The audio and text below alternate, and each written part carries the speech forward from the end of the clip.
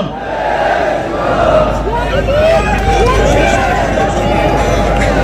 बीच में आओ, बीच में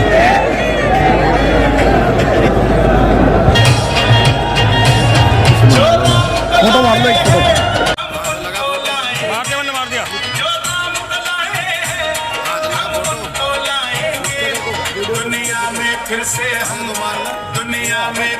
भाइयों बहनों, आस्था का सम्मान भाजपा करती है और अब तो कोई संदेह ही नहीं होना चाहिए। जब से अयोध्या में भगवान राम के भव्य मंदिर के निर्माण का कार्य प्रारंभ हुआ है, अब भी कोई संदेह रह गया क्या? अब तो कोई संदेह नहीं होगा। भाइयों बहनों, कोई संदेह रहना भी नहीं चाहिए। काशी में काशी विश्वनाथ धाम बन करके तैयार हो चुका है। मथुरा वृंदावन सज संवर रहे हैं। सुख तीर्थ के पुनरुद्धार की कार्रवाई को आगे बढ़ाया जा रहा है।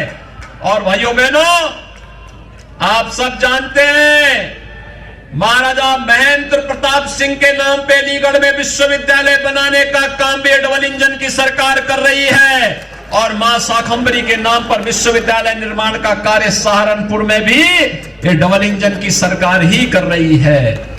मेजर ध्यानचंद के नाम पे प्रदेश का पहला स्पोर्ट्स यूनिवर्सिटी इसी मुजफ्फरनगर मेरठ बॉर्डर पर ये डबल इंजन की सरकार बना रही है। भाइयों बहनों, विकास हो या सुरक्षा, सम्मान हो या स्वावलंबन के साथ आगे बढ़ने का कार्य जब ये डबल इंजन की सरकार कर रही है तो फिर इन पेशेवर माफिया और अपराधियों को अपने बीच में मत घुसने दीजिए। याद रखना, आपको कथा याद होगी, आपको एक कथा याद होगी कि एक बिच्छू पानी में बह रहा था। एक साधु उसको निकाल करके बाहर बचाने का प्रयास कर रहा था। जैसे अपने हाथ से उठाता वो बिच्छू काट लेता। तब तक एक राहगीर ने उससे पूछा, कहा कि ये सब क्या कर रहे हैं आप? उसने कहा, मैं इसको बचाना चाहता हूं लेकिन ये अपनी प्रवृत्ति से बाज नहीं आ रहा है। भाइयों बहनों, आदत जल्दी छूटती नहीं है। आप याद करिए, अगर हम सख्ती नहीं करते क्या हम शांति बना पाते, सुरक्षा दे पाते? किसी प्रकार की यहां पर हर व्यक्ति के सामने इतना बेहतर माहौल दे पाते? अन्नदाता किसान अपने खेतों में नहीं जा पाता था, क्योंकि खेतों में जैसे वह जाता था तो भाइयों बहनों उससे पहले उसके खेत का सामान उठा लिया जाता था।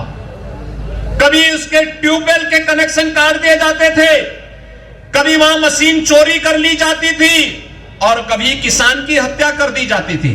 आज तो ऐसा नहीं है। आज तो सुरक्षा का एक बेहतर वातावरण है। और मैंने तो पहले कह रखा है, अपराधी जिस प्रकार की भाषा, माफिया जिस प्रकार की भाषा में समझेगा उस भाषा में उसको समझाने का कार्य करो, लेकिन आम जनता की सुरक्षा में सेंध लगाने की छूट किसी को मत दो। और मैं आज एक बार फिर से आपसे कहने के लिए आया हूं, भाइयों बहनों, विकास डबल इंजन की सरकार जितना कर रही है 50 वर्ष में उतना विकास नहीं हुआ होगा। उतना विकास हम लोग कराएंगे हर एक जगह का। आजादी के बाद जितनी योजनाओं का लाभ नहीं मिल पाया होगा उतनी योजनाओं का लाभ बिना भेदभाव के, बिना चेहरे देखे हुए हर नागरिक को और हर परिवार को उपलब्ध करवाने का कार्य करेंगे।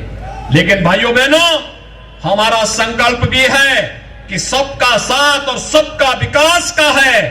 विकास सबका, सुरक्षा सबको, लेकिन तुष्टीकरण किसी का नहीं। तुष्टीकरण के मार्ग पर चल करके हम लोग राष्ट्रीय सुरक्षा के साथ खिलवाड़ नहीं होने देंगे। और भाइयों बहनों, जब हमारा देश सुरक्षित है तो हम भी सुरक्षित हैं। मुजफ्फरनगर सुरक्षित है तो उत्तर प्रदेश सुरक्षित है।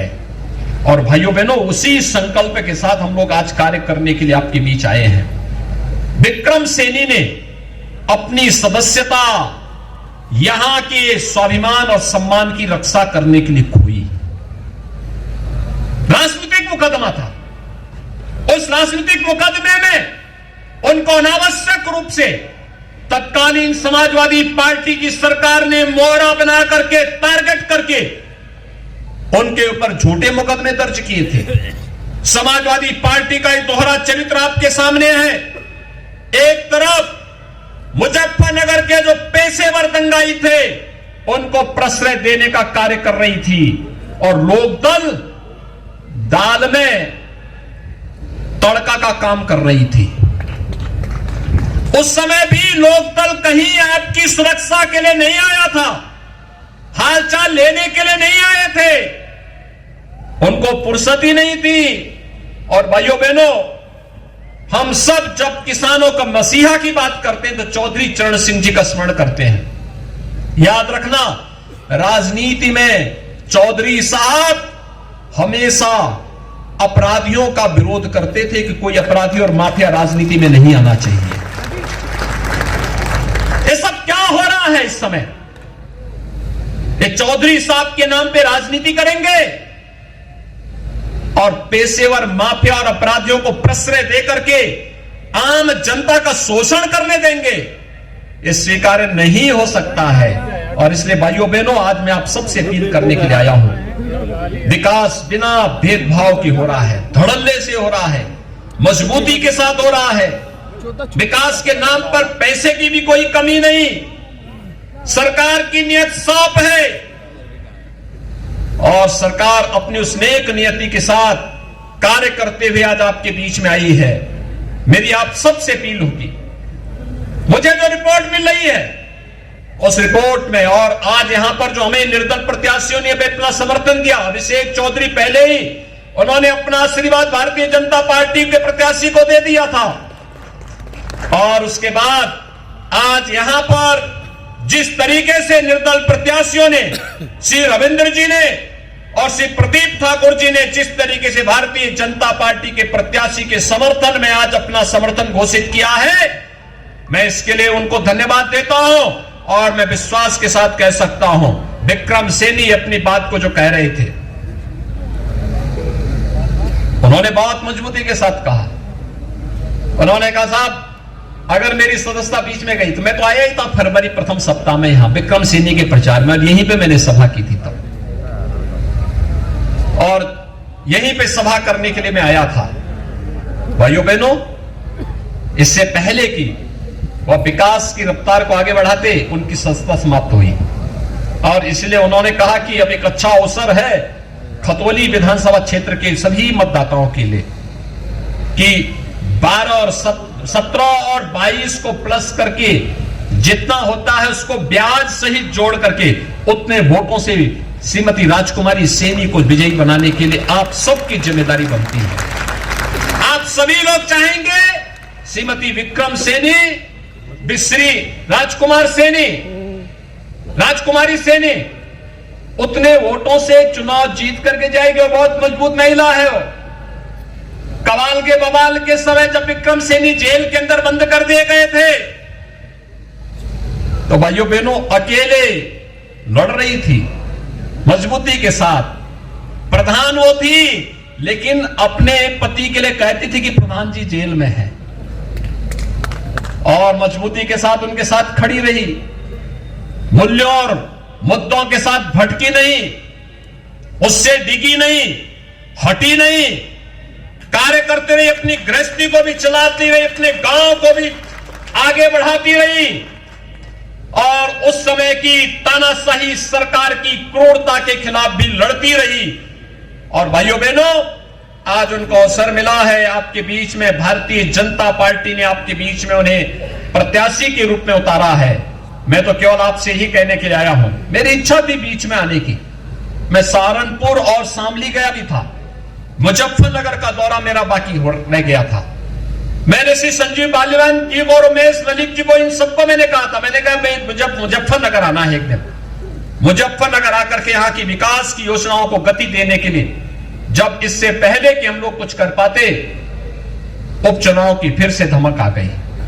और भाइयों बहनों, इस उपचुनाव में इससे पहले कि हम कुछ कार्यक्रम को आगे बढ़ाते, ये फिर से हमें चुनाव के इस मैदान में आपके बीच में आना पड़ रहा है। मैं आज के इस अवसर पर आप सबसे अपील करूंगा, 5 दिसंबर को चुनाव है। यह संभव नहीं होता है किसी प्रत्याशी के लिए कि नामांकन के बाद 14 दिन के अंदर घर घर जाकर के मतदान करने के लिए लोगों को प्रेरित कर सके। और दूसरा, उपचुनाव में लोगों के मन में रुझान कुछ कम दिखाई देता है। मेरी आप सबसे अपील होगी कि श्रीमती राजकुमारी सैनी की प्रतिनिधि के रूप में श्रीमती राजकुमारी सैनी बहनें स्वयं राजकुमारी सैनी बन करके घर घर जाकर के हर मतदाता को कहने के लिए कि सचिन और गौरव जैसे शहीदों की स्मृतियों को बनाए रखने के लिए और आने वाले समय में किसी नौजवान को अपना बलिदान न देना पड़े, इस दृष्टि से हम सब श्रीमती राजकुमारी सैनी को विजयी बनाने के लिए मतदान अवश्य करें, मतदान अवश्य करें और भारतीय जनता पार्टी के चुनाव चिन्ह कमल के फूल पर भारी बहुमत से विजयी बना करके यहां के उन शहीदों के गौरव की रक्षा भी करनी है और साथ साथ राजनीतिक अपराधीकरण न होने पाए, अपराधियों का राजनीति में प्रवेश पूरी तरह प्रतिबंधित होना ही चाहिए। यह भी संकल्प हम सबका होना चाहिए। भाइयों बहनों, ये पेशेवर माफिया और अपराधी अगर राजनीति में हावी होंगे तो याद रखना कि ये लोग आम नागरिक का और व्यापारियों का जीना हराम कर देंगे, व्यवस्था को पूरी तरह माफियाकरण कर देंगे। ये लोग सपा शासन काल में जिस प्रकार की नंगा नाच करते थे, नग्न तांडव करते थे, उस प्रकार की कृत्य करने लग जाएंगे। हर हाल में इनको रोकना है, किसी भी स्थिति में इनको आगे नहीं बढ़ने देना है। एक संकल्प हम सबका होना चाहिए और बाकी आप हिम्मत से काम लीजिए। बाकी जो कुछ बचा होगा वो हमारा बुलडोजर पूरा कर देगा। मैंने पिछली बार भी कहा था ना कि जो उस समय कुछ लोगों में अप्रैल में ही गर्मी चल रही थी, तो मैंने कहा आने दीजिए 10 मार्च की तिथि को। 10 मार्च के बाद इस सारी गर्मी अपने आप शांति में बदल जाएगी, कश्मीर जैसी ठंडी ला देगी। और भाइयों बहनों, मैं एक बार फिर कहने के लिए आया हूं, हमें उत्तर प्रदेश की राजनीति का अपराधीकरण नहीं होने देना है। उत्तर प्रदेश में अपराधियों का राजनीतिकरण भी नहीं करने देना है। उत्तर प्रदेश में बहन बेटियों की सुरक्षा में किसी को सेंध नहीं लगाने देना है। विकास के बैरियर को हर हाल में हटाना है। अन्नदाता किसानों के सम्मान की रक्षा भी करनी है और हर व्यापारी को और हर नागरिक को सुरक्षा की गारंटी भी देनी है। और इस देश से मैं एक बार फिर से आपको आश्वस्त करने के लिए आया हूं, भारतीय जनता पार्टी ने श्रीमती राजकुमारी सैनी को अपना प्रत्याशी बना करके आपके बीच में उतारा है।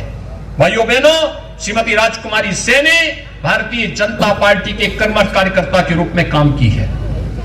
विपरीत परिस्थितियों में जूझते हुए उन्होंने यहां पे कार्य किया है और आज फिर से आपके बीच में एक प्रत्याशी के रूप में अब आपके बीच में है। आप सबसे मेरी अपील होगी, कमल चुनाव चिन्ह पर एक एक घर में जाकर के भारी पैमाने पे मतदान करिए और जीत के रिकॉर्ड को तोड़ करके श्रीमती राजकुमारी सैनी को भारी बहुमत से विजयी बना करके लखनऊ भेजिए। विकास की बारी हमारी फिर होगी और यहां पर फिर से हम लोग आएंगे विकास के इन कार्यक्रमों को आगे बढ़ाने के लिए। यही अपील करते हुए आप सबसे मेरी अपील होगी कि 5 दिसंबर को श्रीमती राजकुमार सैनी को कमल चुनाव चिन्ह पर भारी बहुमत से विजयी बनाएंगे। इन्हीं शब्दों के साथ आप सबके प्रति मेरी शुभकामनाएं। धन्यवाद। जय श्री राम।